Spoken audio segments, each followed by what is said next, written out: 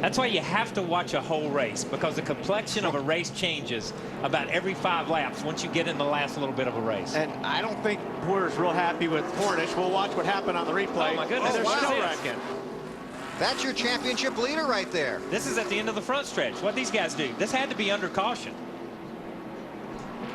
Oh, man. Mackerel. Wow. I think there's more to this story, folks. Yeah. We'll be Don't right take back your on camera off that Yeah. car. Yeah, and this had to have happened under caution, because these other guys had time to wreck and crank up and get going again. All right, here we go.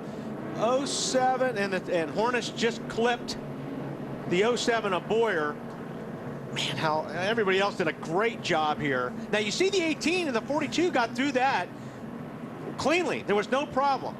Now you see the caution flag waving. Oh, man, 42 just turned into the 18. Oh, and he came back and got him. Yeah, the 42 turned left, which turned the 18 to the outside wall, and he spun around and clipped him again. Now that was pretty much, that's about as intentional as you can get to turn in a car. Montoya completely did that on purpose. That looked intentional, man. You got to give that. That looked intentional. These guys are racing back to the line. They're racing back to the line. And this is, okay, they're done. For no reason. They're done. Kaboom. Yeah, I don't know what's up with that, man. Might want to roll that onboard back. Oh, come on.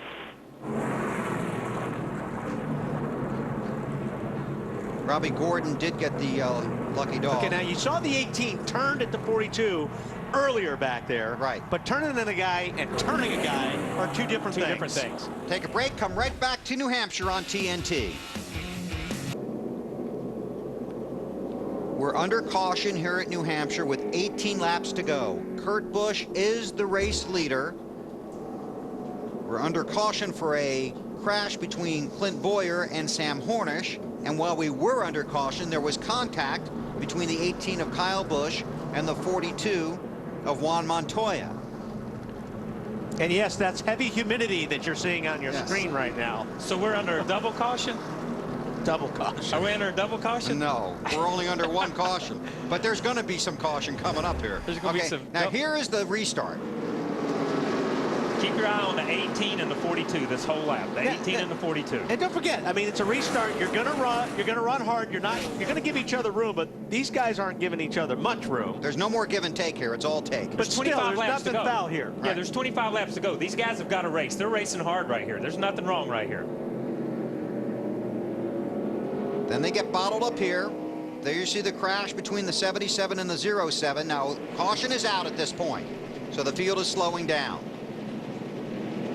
Now, the 18 will just rub over a little bit, get a little tire rub from the 42.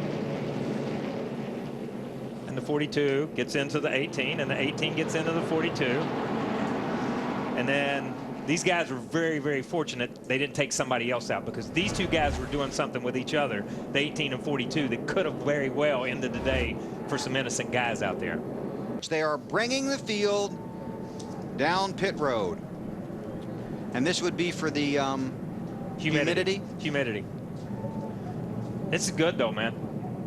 I mean, look, you got Kurt Busch sitting there second. Busch is leading. Right. Michael is second. Yaley third. You know, these are guys that made something out of a really bad day. But if this stays, they are going to be heroes. Yeah. Hey, guys, the way I see it, Pat Trice and Kurt Busch, I don't know how they can lose here. If we don't get restarted, they win the race, and those tires he's sitting out there on, they're going to get nice and cool during this red flag, and he's got a lot of friends behind him. Now, there was an incident on the track between Kyle Busch and Juan Pablo Montoya, and a few moments ago, Marty Snyder caught up with Juan. We're caught up with Juan Pablo Montoya. And Juan, what happened with you and Kyle Busch? I don't know. We always give each other a lot of room. And that restart, I got to run the outside of him at turn 2, and he just went wide like I wasn't there. We started hitting it. You know, we touched each other. Then I got beside him. We got to the next corner, and he hits me like, you know, starts banging me like I wasn't, you know, like trying to wreck me. And okay, you know, went through the corner. The wreck happened. Slowed down.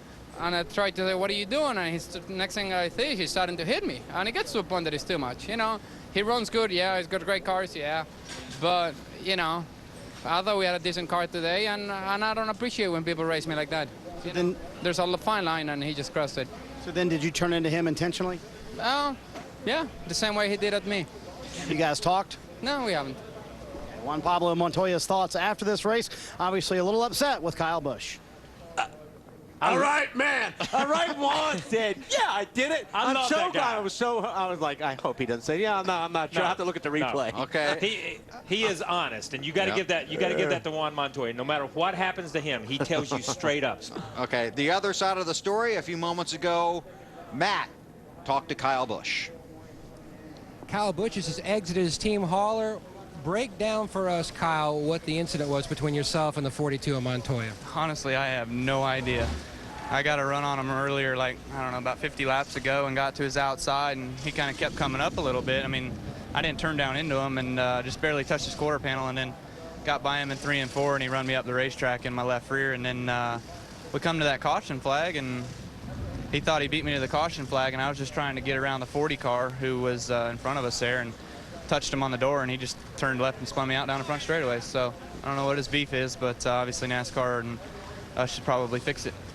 Overall, when you look back at this day, it was a work in progress, and just to make you guys couldn't quite get the car balance-wise where you needed it. No, I mean, it wasn't something that was going to get fixed on the racetrack. You know, we needed to go to the garage area and work on it. I mean, we missed something all weekend. I knew it was going to be a dismal day, and just trying to make the most of it. And if we would have stayed out there, we could have won the race. We could have been where the 2 car was, but I just didn't feel that that was the right way to win a race, was to stay out and play by the rain. I didn't feel like we had a shot to hold off the guys that were going to be behind us, and we did what we did to, you know, try to pass some more cars. Thanks, Kyle. Yep. Championship point leader finishes 24th today.